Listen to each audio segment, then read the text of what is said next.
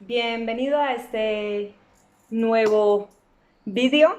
Hoy vamos a hablar de el miedo.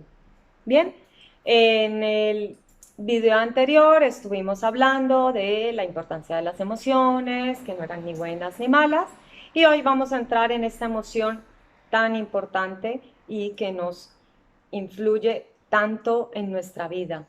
Bien, entonces, el miedo es una emoción que nos permite protegernos. Es la emoción para la supervivencia. El miedo nos avisa de cuando hay un peligro, cuando hay una situación que amenaza nuestra vida. Es una emoción que compartimos con todos los animales también y genera la reacción de lucha o huida. Como os digo, el miedo es un mecanismo de protección. Su función adaptativa o positiva, por decirlo de una manera, es que nos despierta la prudencia, el tener cuidado, facilita el aprendizaje de nuevas respuestas, es decir, cuando somos pequeños y vemos que algo nos hace daño, pues aprendemos a que eso hace daño, ese miedo a ese dolor hace que no volvamos a hacer esa conducta que nos puede provocar un daño. Bien, la función, digamos, negativa o desadaptativa del miedo es que puede llegar a llevarnos a paralizarnos e impedirnos a avanzar en nuestra vida. También puede haber como un exceso de protección, es decir, cuando tenemos tanto miedo que no queremos afrontar nuevos retos o nuevas situaciones porque queremos mantenernos como en esa burbuja para no sufrir dolor y no ser dañado, y puede llevar a las personas a encerrarse demasiado en ellos mismos. ¿Y dónde se localiza en nuestro cuerpo este miedo? Pues te cuento, una de las partes donde más suele localizarse es en el cuello. Por eso muchas personas que viven miedo, en miedo constante o otro tipo de trastornos que hablaremos más adelante, como la ansiedad o miedos muy intensos, suelen tener problemas en el área de el cuello, las cervicales. También suelen tener problemas para comunicarse y muchas veces problemas de tiroides. También el miedo lo identificamos en la boca del estómago. ¿Cuántas veces que tenemos miedo o ansiedad nos sentimos esa presión aquí en nuestro estómago o ese cosquilleo, esa sensación tan molesta que, como dato curioso, es la misma sensación que experimentamos cuando vemos a alguien que nos gusta, que también es miedo? Lo que pasa es que como el objeto que nos está generando el miedo nos apetece, nos gusta, pues entonces lo relacionamos con las maripositas en el estómago. Pero que sepas que lo que estás experimentando es un miedo muy intenso de esta persona va a querer estar conmigo, no va a querer estar conmigo, me va a hacer daño, no me va a hacer daño. Pues esas mariposas que llamamos en el amor realmente son miedo.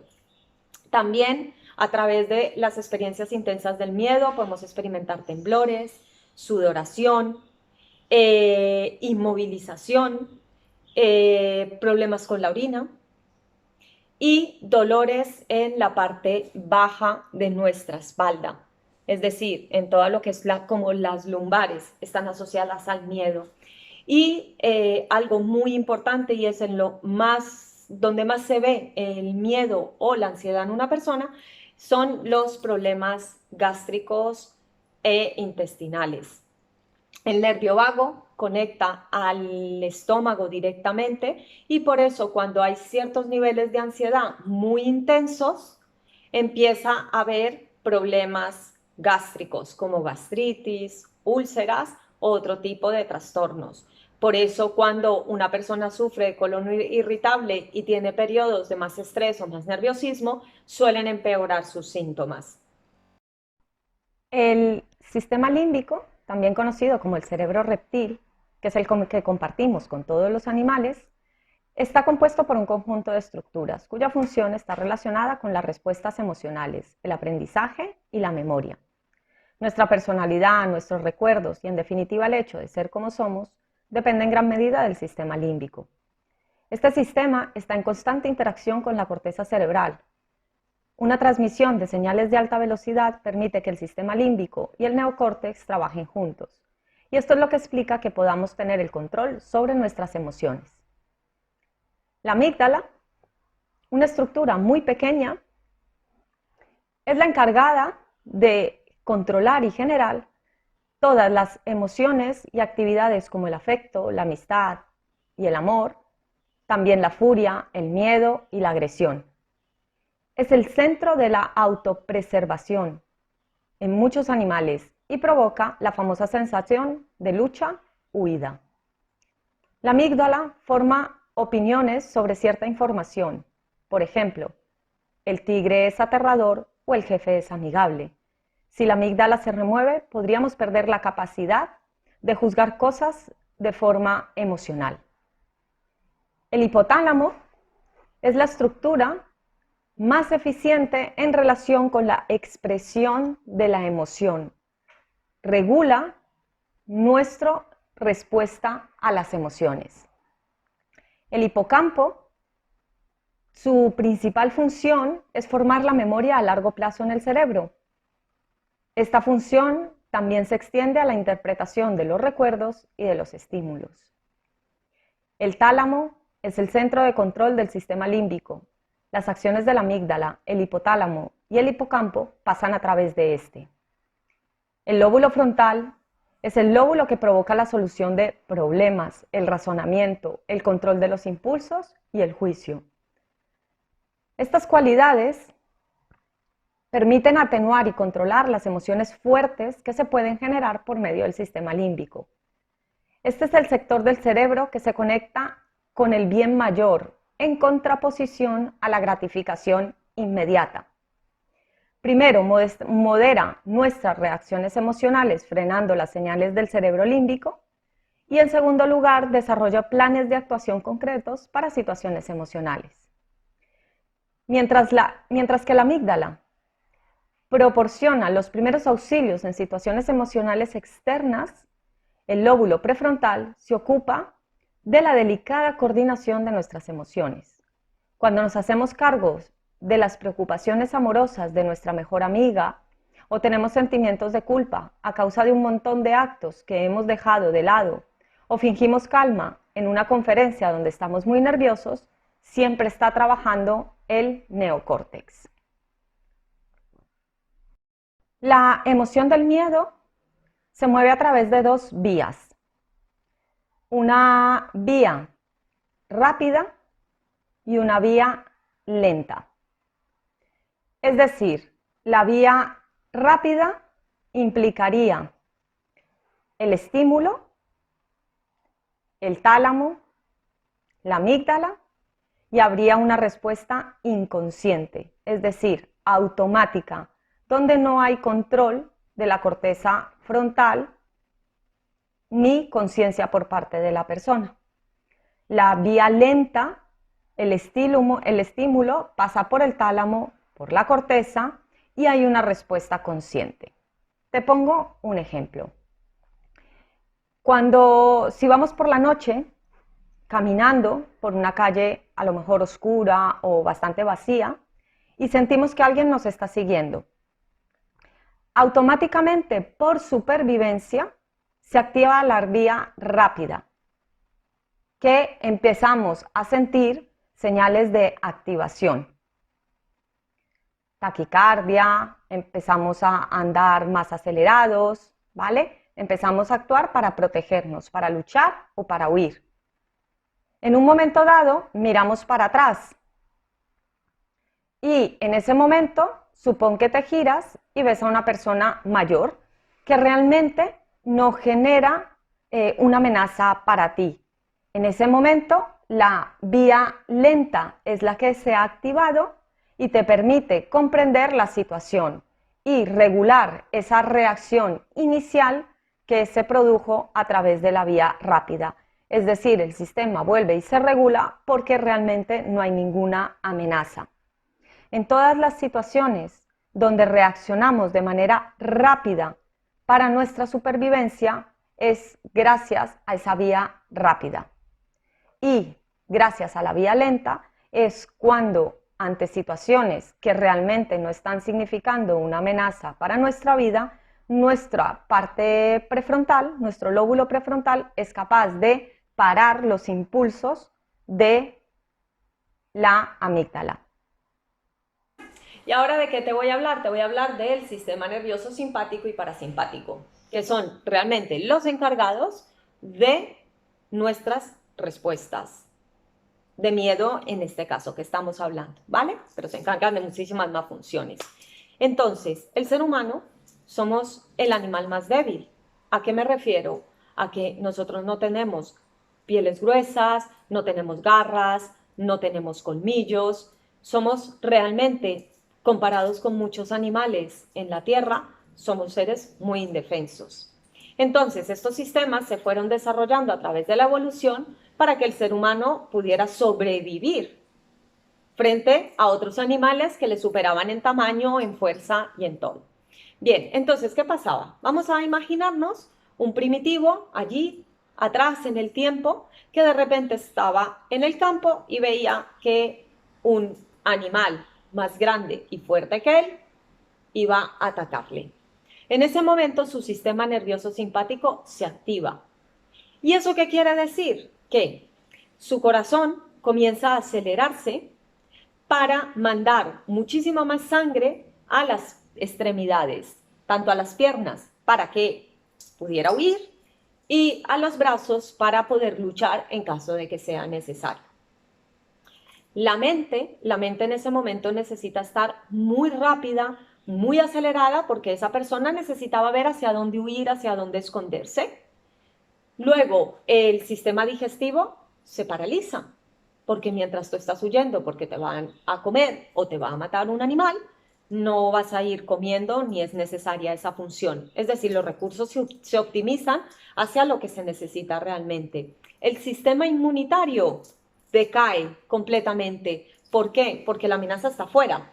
Da igual si ahora me entra un virus. Hay algo primero, que es este bicho que me va a comer. Bien, y entonces, cuando la persona esta de repente entraba en una cueva y pasaba la situación, entraba en acción el sistema parasimpático, que lo que hace es bajar los latidos del corazón, comienza la relajación, la mente comienza a calmarse, la sangre comienza a ya no ir a las extremidades, el sistema digestivo se activa, el sistema inmunitario se activa y todo volvía a la normalidad. ¿Qué es lo que pasa? Que ese sistema lo conservamos a día de hoy. El problema es que realmente ya no hay tantos bichos o animales o situaciones que realmente amenacen nuestra vida. Sí percibimos otro tipo de miedos, como que me despidan o que mi jefe me diga algo, y nuestro sistema simpático reacciona y se mantiene completamente activo ante situaciones que pueden ser estresantes, pueden ser incómodas, pero realmente no amenazan nuestra supervivencia. El problema no es tanto que nuestro sistema simpático esté activo, el problema es que el sistema parasimpático dejamos de activarlo. Por eso siempre os hablo de la meditación y la relajación, lo importantes que son, porque ahí activamos a nuestro sistema parasimpático y le damos un descanso a ese sistema simpático, porque estamos en una sociedad estresada y de por sí todos lo tenemos activado. Este sistema nervioso simpático genera, bueno, digamos que activa las catecolaminas que se mueven por la sangre, que son gracias a las que nos preparamos para luchar o para huir. Esa liberación, si es muy intensa, también esa liberación de cortisol hace que queden registradas en la memoria las experiencias. Por ejemplo, tú un día tienes una experiencia con un perro que intenta morderte, pasas muchísimo miedo y toda esa activación del sistema nervioso, las catecolaminas, el cortisol, hacen que ese recuerdo quede, por decirlo de una manera, en tus células. Y cada vez que tú ves a un perro, tu sistema reacciona como el perro que te mordió o intentó morderte ese día. Por eso es que nos queda esa memoria de el miedo. ¿Y qué trastornos hay relacionados con el miedo? Hay muchísimos trastornos mentales, conductuales, emocionales y psicosomáticos asociados a la emoción del miedo. Pero el estrés, la ansiedad, los trastornos de pánico, la preocupación, tienen que ver con versiones del miedo.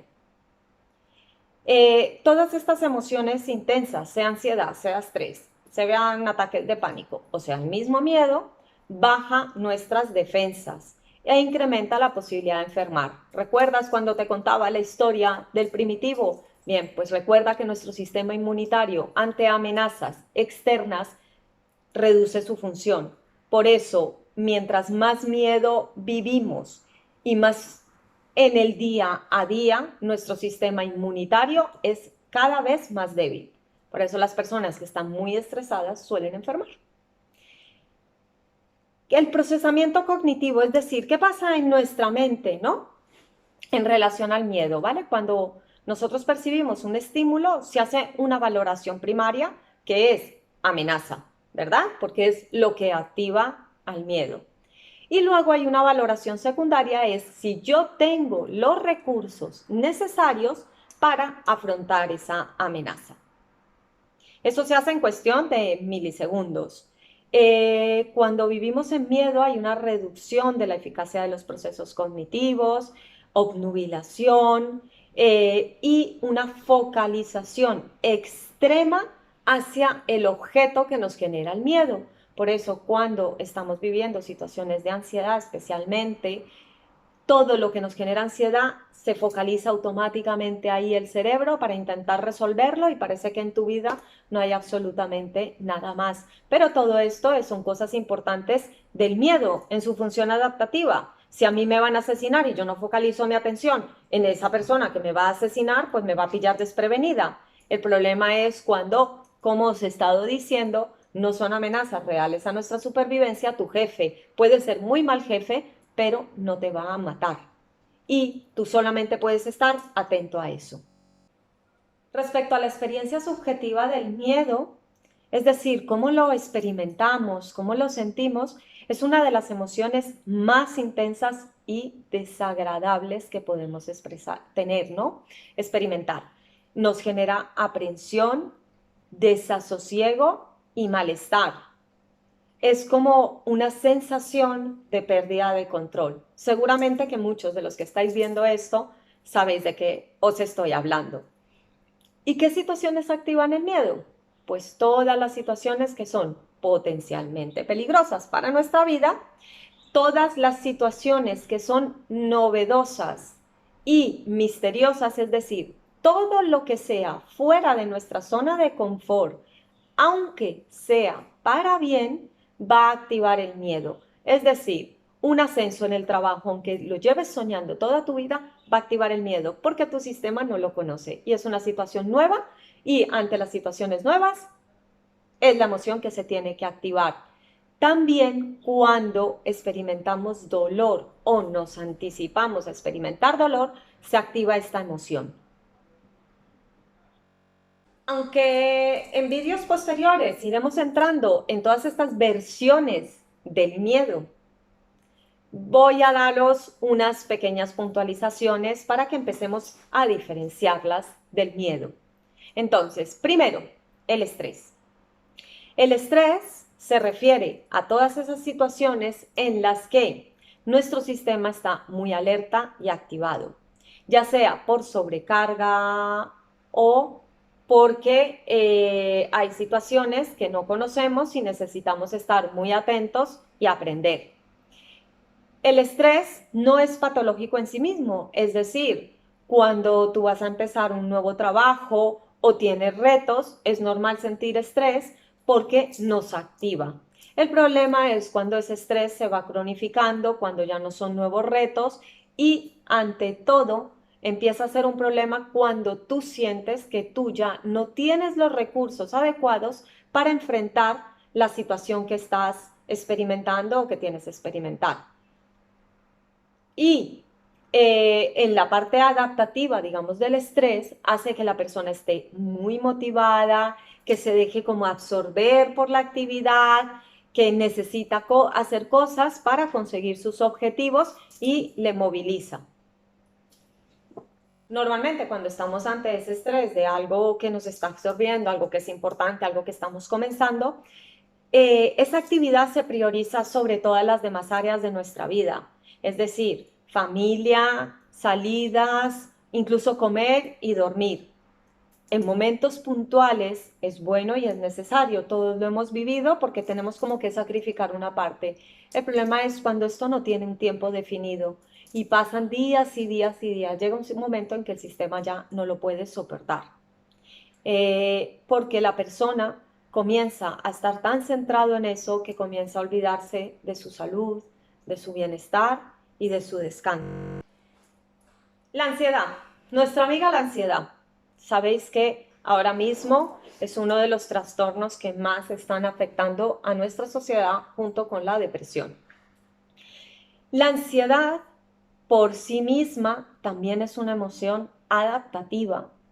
En un primer momento, cuando vamos a conocer a alguien, cuando vamos a ir a un lugar nuevo, cuando vamos a empezar un trabajo, esos niveles de ansiedad nos hacen como experimentar esa función adaptativa del miedo, nos hacen estar activos, nos hacen estar implicados, nuestra mente está muy preparada para aprender, ¿vale? El problema es cuando empezamos a experimentar amenazas donde realmente no hay amenazas.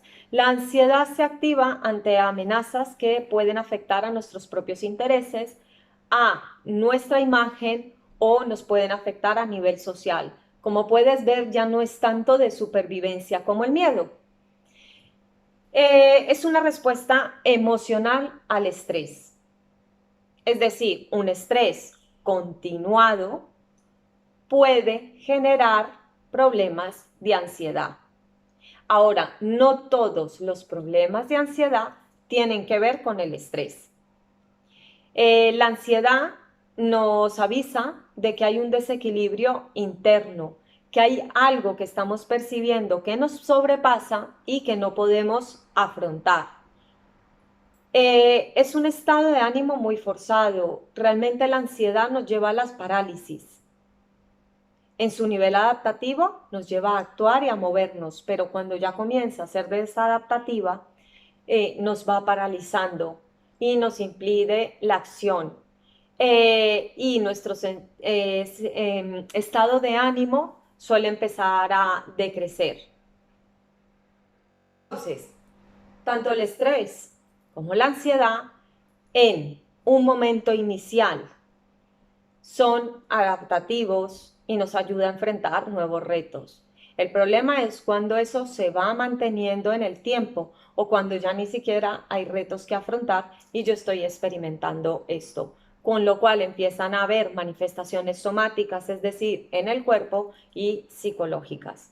Cuando eso se mantiene durante muchísimo tiempo, se llama diestrés.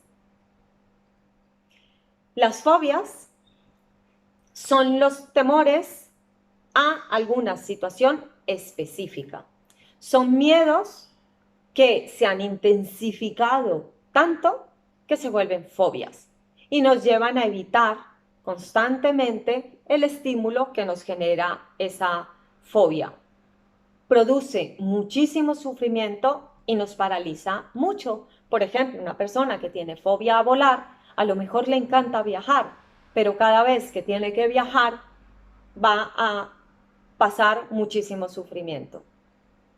Ya hablaremos de estos temas, pero la única manera de vencer al miedo y, como digo yo, ponerse en su lugar es a través de la exposición.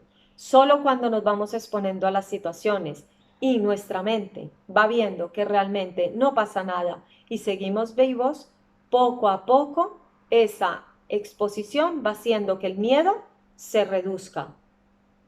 Normalmente cuando sufrimos ansiedad o fobias intensas, lo que hacemos es evitar las situaciones, lo que hace que se retroalimente constantemente ese miedo. Los ataques de pánico son expresiones bastante ya más patológicas, aparecen de manera súbita y presentan sensaciones de un malestar muy intenso. La persona cuando lo experimenta siente que en ese momento se va a desmayar, se va a morir, que va a pasar algo muy grave.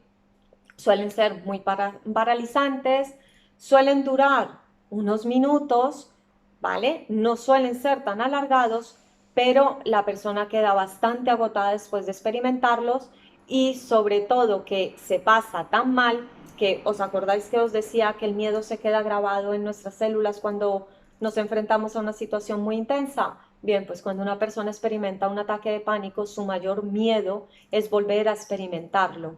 Entonces, esa alerta a cómo estoy y todo es lo que incrementa la posibilidad de los ataques de pánico. La angustia es una sensación que experimentamos las personas cuando sentimos que se nos están acabando los recursos que tenemos y que tenemos que hacer como esfuerzos sobrehumanos para estar a la altura de lo que normalmente se piensa de nosotros a nivel social. La autoestima disminuye y la persona siente que no puede hacer frente a su vida. Es una sensación bastante similar a esa impotencia, ¿no? Cuando sientes que te vas enfrentando a eso y ya no tienes los recursos para hacerlo. Normalmente la persona se encuentra mal, pero en los estados de angustia no lo ven como tan grave, entonces no suelen pedir ayuda. Esta situación se va agravando y también va generando consecuencias a nivel orgánico, a nivel psicológico, a nivel emocional. Para concluir, el miedo es una emoción primitiva que nos permite enfrentar situaciones de peligro que amenazan nuestra supervivencia. El estrés se relaciona con factores externos y se desencadena cuando piensas que no tienes las habilidades necesarias para hacer frente a esa situación. La ansiedad está más ligada a factores internos, cuando pensamos de manera irracional acerca de un peligro o se tiene preocupación acerca de eventos futuros que aún no han sucedido. A diferencia del estrés, esta suele durar bastante más tiempo. El estrés suele ser ante un estímulo concreto. En medicina china, el miedo está en riñón. El susto, es decir, el shock, la conmoción, están en riñón y en corazón. Y la preocupación están en vaso y en pulmón. Pero el meridiano de riñón asociado al miedo es riñón, especialmente. Este meridiano controla los huesos, el oído, nuestras lumbares, nuestro subconsciente, y allí están las baterías de nuestro cuerpo. Es decir, la energía que tenemos para vivir. Esta energía de riñón se desgasta a medida que vamos avanzando en nuestra vida y cuando hacemos sobreesfuerzos, es decir, el no dormir bien, el exceso de trabajo, todo lo que sean excesos, quitan la energía de riñón. Y el riñón está para protegernos de todo lo que puede hacernos mal. Hay dos tipos de miedos que pueden afectar a riñón. Tenemos los estados de ansiedad, la inquietud, que mantienen en desequilibrio constante al riñón y a su órgano asociado, que es el corazón, produciendo también en ese meridiano alteraciones. Y esta desarmonía se suele producir en personas adultas. Estoy hablando desde la medicina china. El temor o el pánico, que ya son síntomas más exagerados, también se provocan por una desarmonía en este meridiano de riñón, y es cuando la energía baja tanto que no fluye naturalmente en nuestro cuerpo. China realiza un tratamiento de acupuntura, fitoterapia y meditación para trabajar el tema del miedo. La preocupación, dicen en la medicina china, anida el ki, con lo cual hace que los patrones de pensamiento estén estancados y sean circulares. Ese dar vueltas a la cabeza. Cuando hay mucho miedo o ataques de pánico, es una señal de que el ki de riñón se está acabando, y por eso debemos fortalecer puntos de este meridiano para que la energía vuelva un poco a restaurarse. Su pareja es el meridiano de vejiga y los dos nos protegen del miedo. Cuando los dos están equilibrados, nos enfrentamos a la vida con seguridad y con valor, porque es gracias a esa energía que podemos enfrentarlo. A continuación te dejo un punto, que es el punto 1 de riñón, que es muy adecuado para masajearlo cuando, para activar nuestro meridiano de riñón y ayudar desde nuestro sistema energético a el miedo. Y también la otra recomendación es el descanso. Es muy importante, la energía de riñón, digamos que se restaura un poco cuando dormimos. Un ejercicio que recomiendan en acupuntura y es la acupresión del punto 1 del meridiano de riñón, que se encuentra en el centro de la parte inferior de cada pie, es decir, de la planta. Comenzamos por el pie izquierdo, se masajea este punto tan profundamente como podamos. Normalmente utilizaremos el pulgar para estimularlo durante unos 2-3 minutos y luego pasamos al pie derecho. Esto permite equilibrar la energía de riñón, que como vimos antes para la medicina china, el miedo tiene que ver con este meridiano. Con esto llegamos al final de este vídeo. Espero que te haya gustado, que lo hayas disfrutado y que, como siempre, te haya aportado a esclarecer algo que necesitabas saber. Muchas gracias por estar conmigo, espero que lo compartas y te veo la próxima semana. Gracias, sé feliz